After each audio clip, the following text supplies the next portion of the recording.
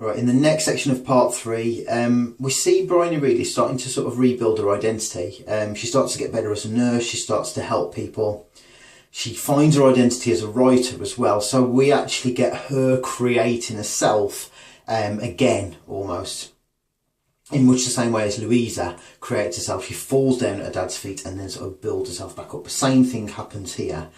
And ironically, as it turns out at the end, Bryony also, in this period, starts to recreate Robbie and Cecilia. She starts to give them this sort of new life that she knows that we want them to have as readers. And that's what this part, I think, is all about. On page 285, there's a little reference nearly halfway down about Lola and Paul Marshall getting married. And this is the first sort of really clear reference, I think, after part 1, that Paul Marshall was Lola's rapist. So we're told it wasn't a surprise, the shock was in the confirmation. Bryony was more than implicated in this union, she had made it possible. So we get that guilt coming in, the very short sentence again, she had made it possible. That simple fact of a guilt, something that actually she hadn't acknowledged previously in part 1. We told it, very clearly there. As this part goes on page 288, we get a really nice reference 2/3 of the way down about she's having doubts basically if Robbie doesn't come back from war, that feeling that she'll never make things right, and obviously it turns out that that's what has happened, and she has to make the story to make things right. She gives them the life in the book. But we told her secret torment, in other words her guilt, and the public upheaval of war had always seemed separate worlds, but now she understood how the war might compound a crime. In other words, if Robbie doesn't come back from the war, Bryony's crime will never be put right. So AO2 and AO3 really link there. Bryony's guilt and the nature of this story is linked to the context of war. Just like in Hard Times, the damaging effects of utilitarianism are viewed through the Gradgrind family and through Dickens's depictions of them. Same thing happens here. The horrors of war and the loss of innocence of war is linked throughout to Bryony's own loss of innocence through this book. As it goes on, Bryony starts to develop as a nurse. She carries a stretcher, even though she feels she can't do it, and she starts she starts basically, doing some good, I suppose, on the ward. About halfway down page 296, she's managed to carry this stretcher. She didn't think she could do it, but actually she's realised that she can. And her dressing is taken off, and it's sort of ripped off really quickly because that's the least painful way of doing it. We're told halfway down page 296, a memory came to Bryony from childhood of seeing at an afternoon birthday party the famous tablecloth trick. So again, we have an image from childhood alongside the horrors of war. Those things are contrasted and juxtaposed throughout. But Bryony is sort of feeling like a success at this point. She's managed to help. 3/4 of the way down page 297, we're told she scrubbed her hands and was set another task. Everything was different for her. Now she'd achieved one small thing. So she does one job, washes it all away, and starts again with a new sort of identity. And that scrubbing of the hands, I think, is really significant and really symbolic. It's washing away guilt, isn't it? It's washing things away and starting again. And I think this is the idea that Bryony's rebuilding that identity. She's washing away what she did before and coming back to sort of start again, just like washing her hands. And we see on page 298, she's basically helping clean up soldiers. And we're told about 1/4 of the way down, as his features began to appear from behind the mask of black, she thought of those books of glossy blank pages she had in childhood, which she rubbed with a blunt pencil to make a picture appear. So again, it's childhood and the horrors side by side. But basically, she's thinking that one of these men could be Robbie. They're covered in dirt and grime.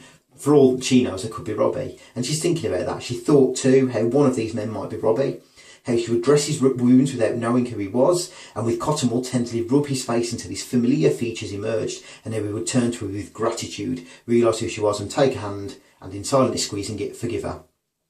So again, she's just rebuilt her own identity. Now she's rebuilding an identity for Robbie. She's literally wiping the face away and starting again. And that's what happens in the book. She doesn't let Robbie forgive her, but she gives him that life. So there's the idea she's rebuilding herself and rebuilding Robbie after what she's done. As the part goes on, we get onto page 304. We're told about halfway down how every secret of the body was rendered up. These men have no privacy. These men's bodies are just sort of laid bare for her to see. But again, as an author, it's giving her that sort of omniscient role. She's seeing everything. There's no mystery to her now. And that sort of explains what we get in part 1, that very omniscient style. Bryony's becoming this new person who is all-seeing, who does get everything. And we're told on page 304, just after that, she realises that a person is, among all else, a material thing, easily torn, not easily mended. And it carries on, she came the closest she would ever be to the battlefield. For every case she helped with had some of its essential elements: blood, oil, sand, mud, sea, water, bullets, shrapnel. So basically the war literally becomes closer because she's pulling bullets out of bodies, or she's pulling the sand of Dunkirk out of wounds. So quite literally that war is becoming closer. She's way out of that bubble from part 1. She's in a world actually where the war isn't far away because it literally has come in with these men. Another thing that the men have, about 3/4 of the way down page 304, they have the sodden crumbs of ammo bars. So there's that reference to Paul Marshall again. That reminder that he is profiteering out of this. These horrors, these dreadful losses of innocence, he's there behind it. Just like when Bryony, Robbie, Lola all lost their innocence in part 1, the guy behind it, Paul Marshall.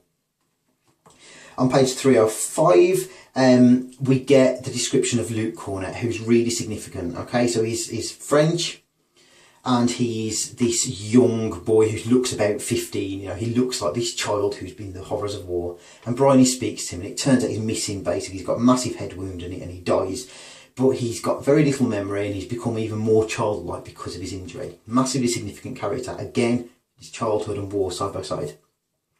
So this guy is described about 3/4 of the way down page 305. He's watching the commotion around him with a kind of abstracted childlike wonder. It was hard to think of him as a soldier. He had a fine, delicate face with dark eyebrows and dark green eyes and a soft, full mouth. He sums up childhood, doesn't he? That description is one of a child, it's one of innocence.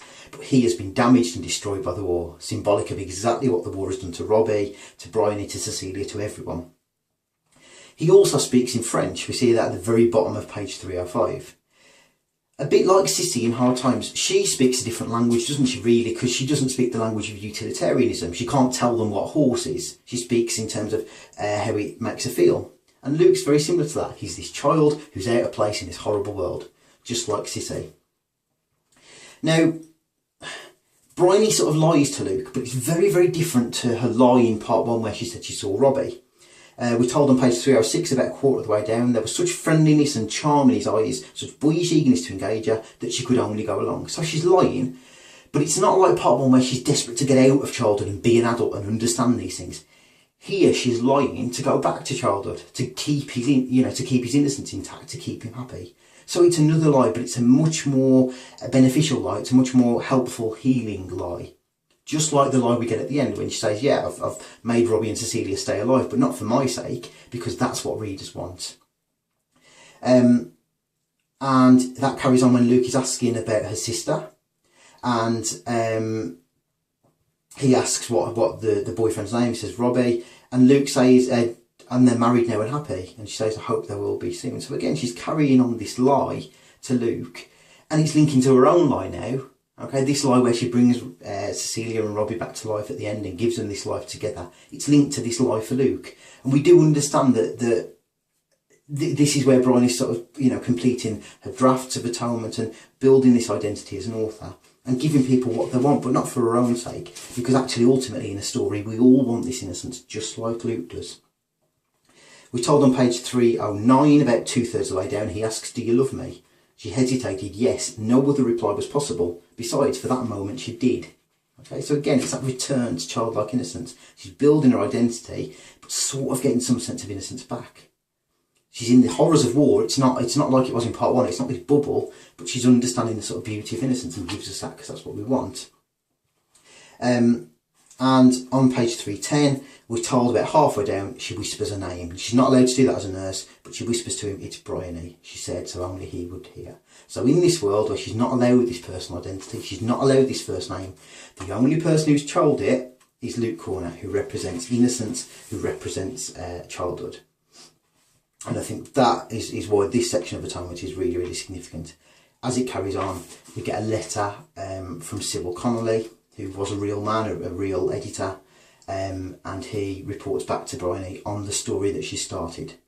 It's called Two Figures at a Fountain at this point, but it's what will turn into Atonement. It's what will turn into this book. that she writes. Okay, so that's coming up in the next part. But this part, I think Luke Cornett is a massively significant figure, and we're starting to see Bryony lie, but for the right reasons, to return to childhood innocence.